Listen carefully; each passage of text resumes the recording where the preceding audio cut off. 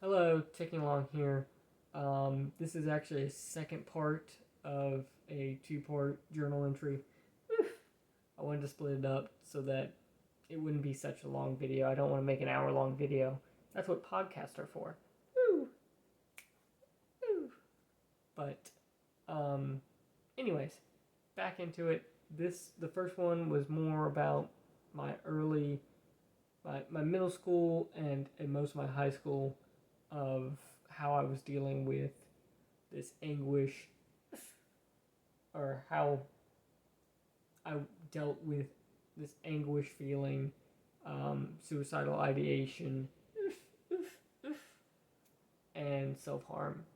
Um, Man, I forgot a little bit about it, but I'll get into the second, some more details there, anyways. Um, but just want to give a trigger warning for any of that kind of stuff: suicide, self harm, um, eating disorders, stuff like that. So, speaking of the eating disorder, I forgot to mention that in the last video. So, when I was in middle school, I did have a couple comments about my weight. I wasn't heavy at all. I was at a normal weight, but I did have somebody talking about my weight, saying that I was, and especially with what I was eating. I wasn't eating the most healthy things. I was eating a lot of carbs and stuff, but I wasn't at all overweight. Um, but I kind of got the comments about it, and it just drove me into thinking, oh, maybe I am kind of chubby or whatever. Um, and so I kind of stopped eating somewhat. But also, like, maybe I was more busy. Like, I don't necessarily enjoy eating, and maybe I don't know when it really kicked in, but I don't. If I didn't have to eat, I wouldn't most of the time. Um, Now I struggle to eat enough and maintain my weight. Um, I've recently lost probably about 5 pounds, and I'm trying to get it back, but it hasn't been working out so great. Um, but like, uh, and I go through when I'm focused on stuff, I don't want to stop and eat, and I can't get myself to eat a lot sometimes. There's a point when I was younger, when I was struggling to get myself to eat something. Um, and one of the things that I could eat were granola bars. So I would grab those, and then I grab some apples and eat those somewhat. Um, but like I was not eating enough.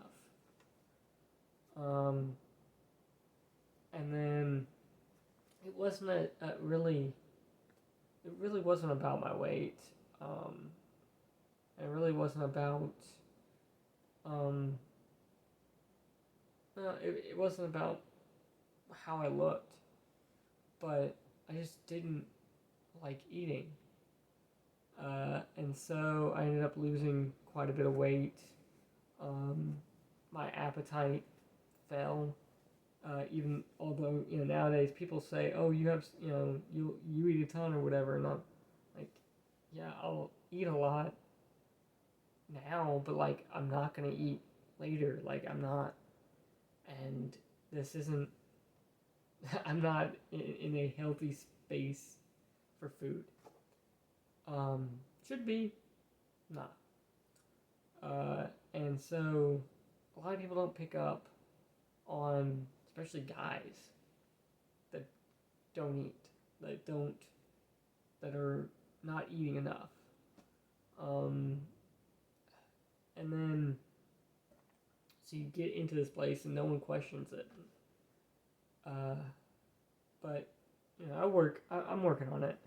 Um, what I don't, uh, I don't, I don't know, I don't know, I just struggle to get enough food and to get myself to want to eat. Um, so, yeah. One thing I did discover was when I was losing weight, um, uh, I would, I got to where I'm at now, to where I'm at a underweight position as far as BMI, and it didn't feel like I'm underweight. I still look down, you can see, because of the way the human body is, there's still a bulge in your gut because that's where your organs are. That's gonna be, it's gonna be there. You're never gonna be flat. Um, so there, depending on your muscle or whatever, you can get somewhat more flat, but it's not, you're not meant to be flat. And you're never really taught that. And so I felt like I was still, like I still had fat there. So I was safe. But then the BMI was low. And I'm like, well, that's no good. But, I'll just keep it right there on the line between underweight and normal weight. I'll just keep it right there at the line, maybe slightly under. I still have that mindset. Like, I still feel like I want to be slightly underweight rather than more in the middle of normal weight. I feel like I want to be. Don't know. Not sure what I can do. So I got to that point, and then I would weigh myself to make sure I'm still at that line. And if I was dropping too far, then I would eat. And if I was gaining a little much, then I would be like, okay, good, I can skip some meals. Because I didn't want to eat. I just didn't. I love to cook. And I'll eat what I cook, but like, if I'm not cooking anything and stuff like that, I don't feel like eating. So that's something else I'll go through. But the main part of this video, I wanted to talk about my experience with Tourette's. And I didn't pick up on it until I was 17, and I was trying to get rid of these self-harm thoughts. I'd shake my head, and eventually I was shaking it when I didn't want to. The thought would pop into my head, and it would trigger my head to shake. And I'm like, that's not good. And I was in a crowd of people because I was at a youth camp. And I'm like, that's not good. Can we not do that? And then like it kept happening, and I'm like, oh great, I broke my brain. Like, this isn't good. Why did I do this? What can I do? And so, over that whole time I was there, that was the only thing that was a problem. And then it kind of, from that point, developed into a lot more of these motor tics, pulling in my arms and stuff like that. Head shakes and I don't know, just it's a lot of different kind of small motor tics and stuff like that. Eventually, snapping and moving my fingers and stuff like that. And then so I was looking into it, and I'm like, well, it's not Tourette's because I don't have any vocal tics. But I think at the time I still had like some like sniffing ticks or something like that, like some breath type ticks, and those count as um, vocal ticks. But it wasn't until later that I started developing more vocal ticks. Although looking back, I remember having some, or I recognize what some were when I was like 15, 16. Um, so I think I had them. I was just, they were more suppressed. And I don't know why it is, but I feel like for some reason, I had like a natural ability to suppress ticks. Like a subconscious ability to suppress ticks. And they'll just won't, um, didn't really happen until something set them.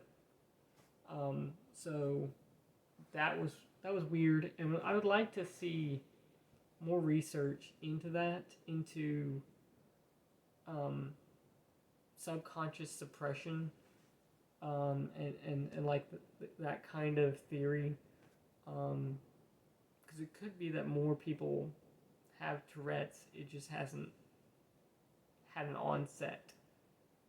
Um, but I don't know. What else?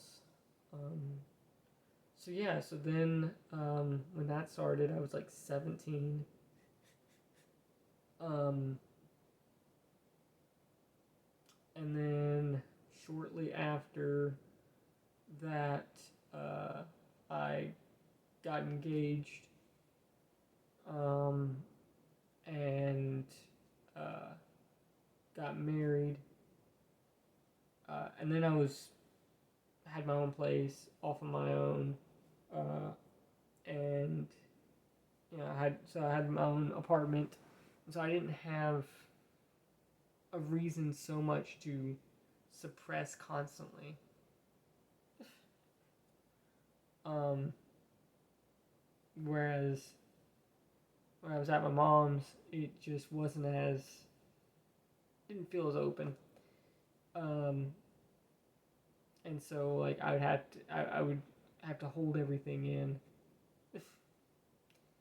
Um, I remember times I would go through, um, and just be up at night, and I would feel like running. I would feel like screaming. I would feel like just, you know, moving my body. And looking back, I can see that those were ticks trying to come out, and I just didn't recognize it.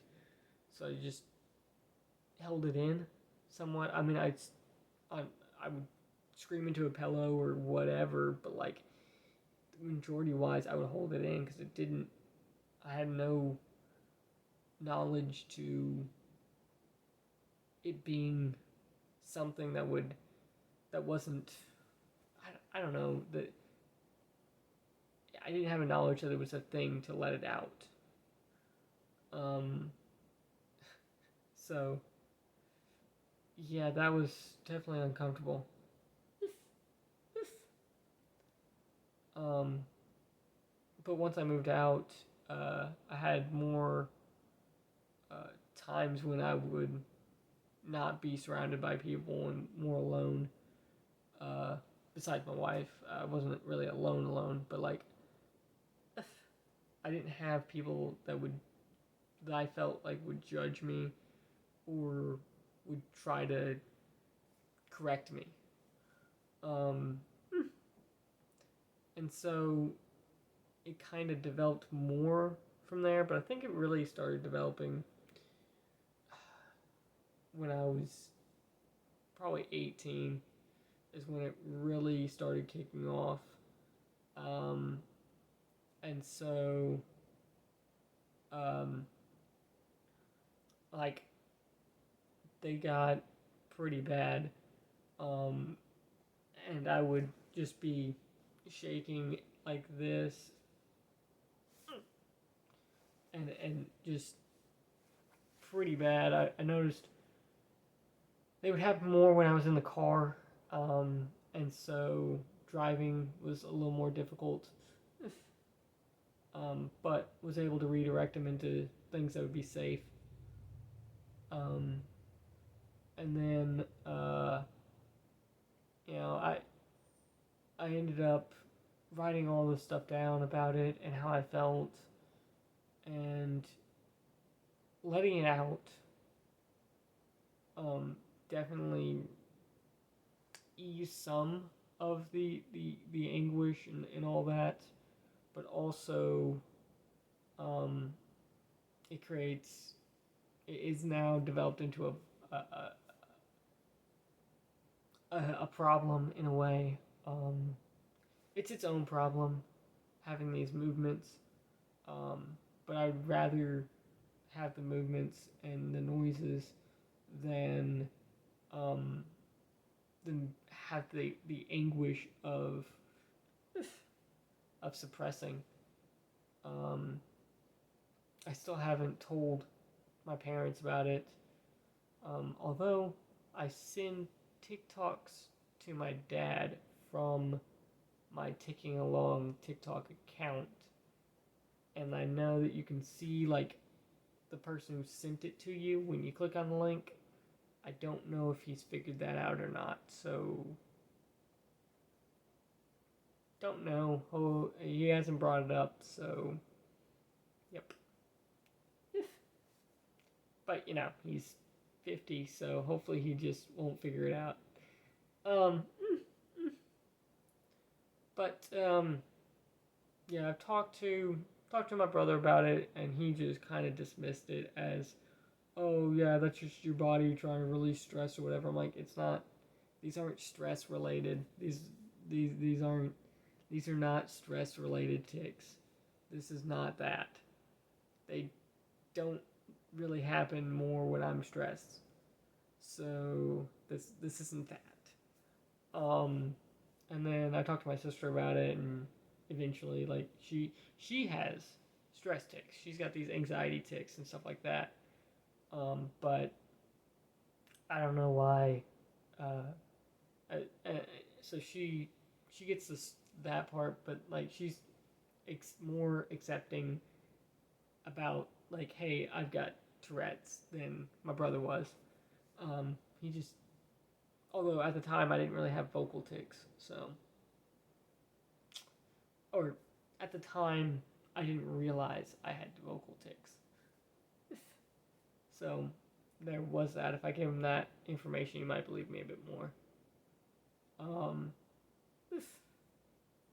um, so yeah, and then kind of kind of ran into it, and the tics ended up developing into being an ordeal, and constantly having to watch myself when I'm around people to make sure I'm not being, I don't know, too. I feel like I don't want to bother people. Um, so I only tic when, or I only stop suppressing when I'm kind of alone, or when I think people don't notice. Like I can go into the grocery store, or like Walmart or something, and I don't think most people notice because they're too busy doing their own thing. As long as you're not loud. So like, I like movement tics and stuff. Although sometimes I feel like they think that I think that they might think that I'm on drugs, and I don't like that. But never had any problems with it so far. So, um, what else? What else is going on? Um, yeah. After I got married and me and my wife moved in together, um, and she kind of realized, or kind of started to understand everything going on.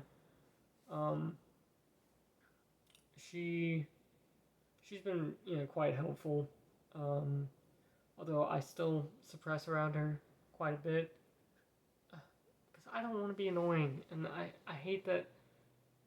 I hate that I suppress so much, but then again, I don't want to be annoying, so tough on me. Mm. Um, but yeah, it's been an experience, especially um, as I was trying to save for a house. I had a lot going on with um, since I'm self-employed. I'm over there running a business. I'm dealing with relatively new ticks. It's not like I've lived. It's not like I know like I've had these my whole life and I'm kind of set into them. It's just like now that I'm starting to kind of get used to it. Um, and then, or really like this year, last year, whatever, that I've gotten used to them. Um, and then, uh, I had like, I don't know, I was saving for a house, I was running a business, I was, you know, trying to keep, everything taken care of at my apartment to keep it clean and, uh, making sure cars were working and whatever it was, and everything else, and external responsibilities that I had set myself up with, and it was a lot, and I've pulled back now, from some of those things, um, but I still at times feel like I've got a lot on me, um, but maybe that's normal, um, especially when you run your own business, um, but it's fine. Um, right now, I'm doing good as far as keeping up with everything. I've got a ridiculous backlog with my work, but there's nothing I can do about it. I, you know, whatever. Um, but things I've found to be a real help to me in life or important. Um, I always put God first. Um, that's just a must. And then realizing that I can't do everything. That I have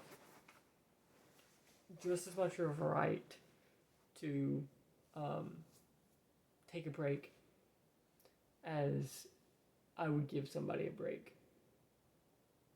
So I need to allow myself to stop for a minute. Chill.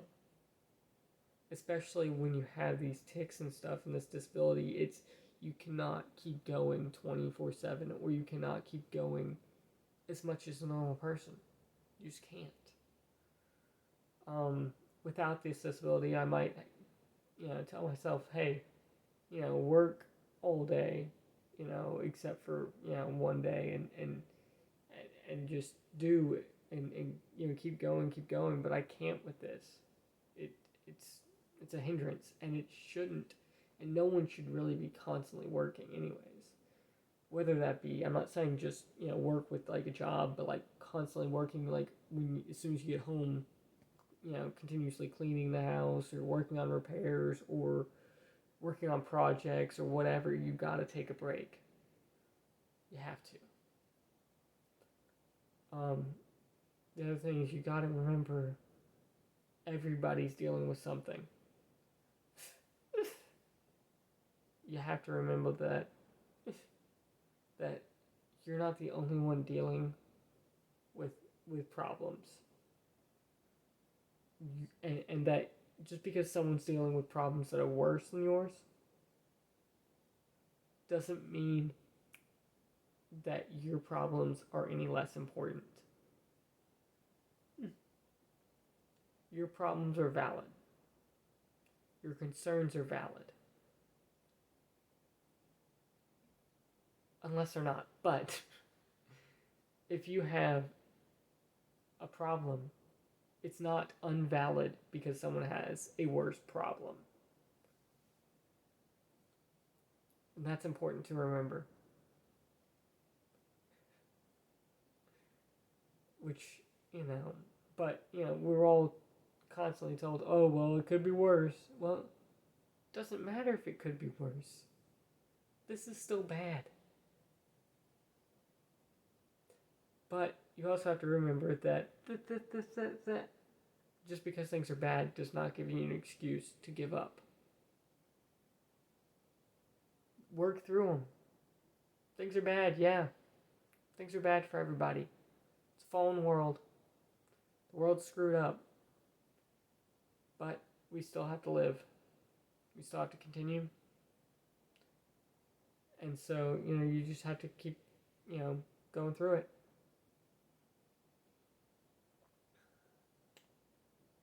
If you have any questions, please let me know. I'll try to answer them.